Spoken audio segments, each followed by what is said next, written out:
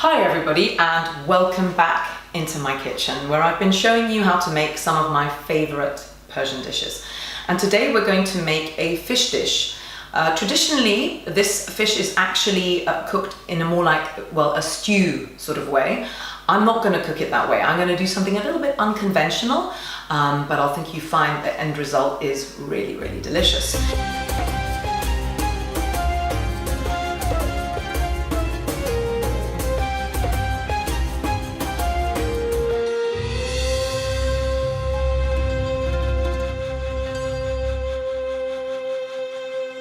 So this dish is called Ghalieh Mahi. Mahi is just Farsi for fish. And here I've got some cob. Now you need a firm sort of white fish, that's going to work best. You can use hake, but just be warned, sometimes hake can disintegrate quite a lot. So I've found some lovely cob, or kabalyo as we call it here in South Africa, and I'm going to be using that. It's been filleted and prepared, and it's just there. It's got the skin on, but that doesn't matter. And basically there's two parts to this dish. We're going to make a sauce first, and then after that we're going to pour the sauce over the fish and we're going to bake it in the oven.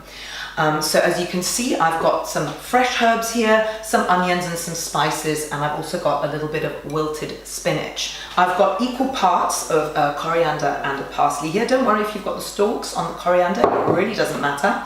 And I'm going to chop it up quickly in my food processor before we make the sauce. You can of course chop these by hand, but why when there is an easier way? Just make sure your herbs are dry and that you pulse your food processor. That way you don't get one big mulchy kind of mess.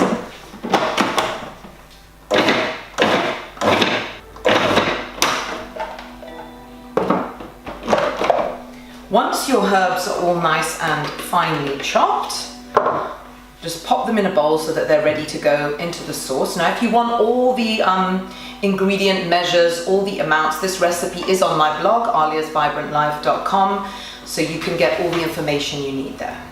So we're going to make our sauce now that's going to go over the fish, and this sauce is so interesting. It's very herbaceous and also tangy as well. Again, you find that interplay between sweet and sour so often in Persian dishes, and it is absolutely delicious. So I'm going to do my usual, heat up a little bit of butter and oil together, just that way the butter doesn't burn as well. And once that's ready to go, I'm going to add my onions as well. So once your oil is heated through, then you're going to add your finely chopped onion. Once the onions have started to go a little bit translucent, we're then going to add some garlic. Next, I'm going to add some scallions and those freshly chopped herbs, the coriander and also the parsley.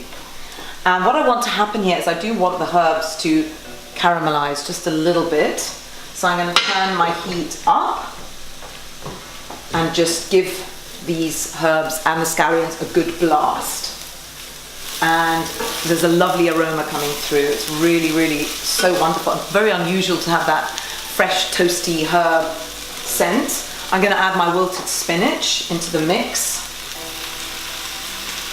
It's at this point you want to add a little bit of salt.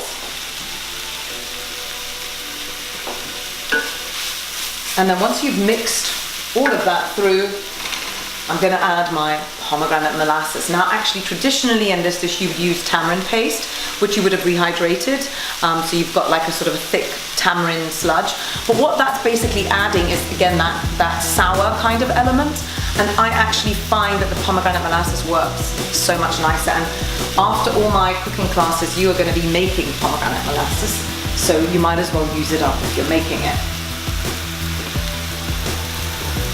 Once you've added all of your pomegranate molasses and mixed it all through, you're then going to add a little bit of water because you want the sauce to thicken up or extend it a little bit. If you don't add water, it's going to dry over the fish when you're cooking it.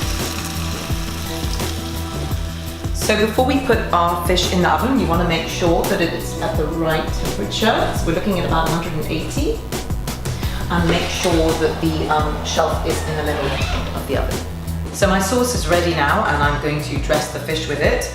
I've also got a little bit of turmeric, and I'm just going to dust the fish with the turmeric. And this adds a lovely earthy flavour into the dish. It's used a lot in in Persian food. I'm also going to add a little bit of flour. Now if you're following a gluten-free diet, you can miss this one out, but it is going to help the sauce to thicken, which is quite nice. There we go, just a little bit of a dusting. And then I'm going to gently spoon my fish, my sauce over my fish. Now I know it doesn't look very pretty right now, and it looks a little bit runny, but trust me, you want that moisture there, because if you don't, the fish is actually going to dry out in the oven. So once your fish is completely covered with your lovely spinach and herb mixture, then you can pop it in the oven and leave it there for about 25 minutes.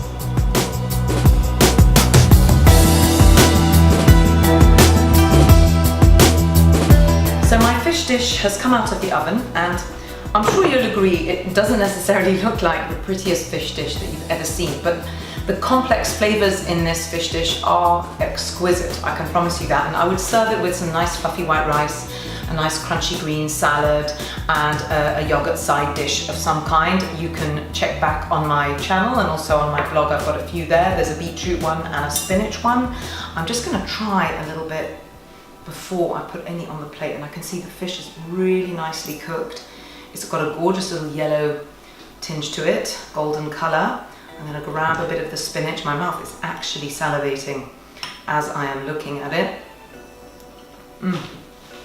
Fish is just so delicious. Really, really exquisite, as I said.